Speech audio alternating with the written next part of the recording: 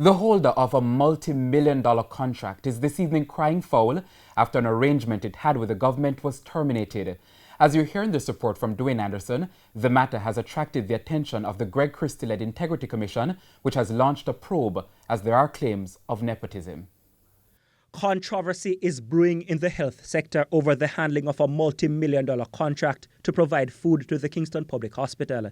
The saga kicked off when a letter dated June 2 was sent from Dwayne Bailey, the Senior Director at the Southeast Regional Health Authority, SEHRA.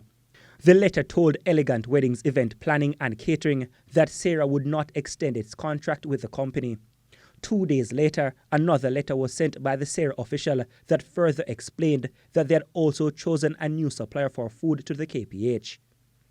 But Elegant Weddings Event Planning and Catering cried foul and sent a series of letters to the Integrity Commission, 2 of which we obtained.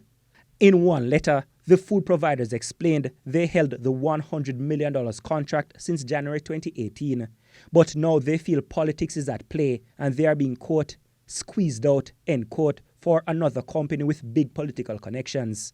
A suggestion is that the new contract may be 10 times the initial contract and could run to well over $1 billion. We contacted the leadership of Elegant Weddings. We were told that the company will not be commenting at this time. As for the Integrity Commission, it is their policy not to publicly comment on these matters, but a document obtained by TVJ News indicated that an investigation has started into the case. The Integrity Commission is led by former Contractor General Greg Christie, who was also listed as a recipient in one of the letters we obtained. It is now the Integrity Commission's job to find out if the correct procurement processes were followed when the new company was given the contract to provide food to KPH, especially after claims that a cabinet member may have had a bearing in the deal.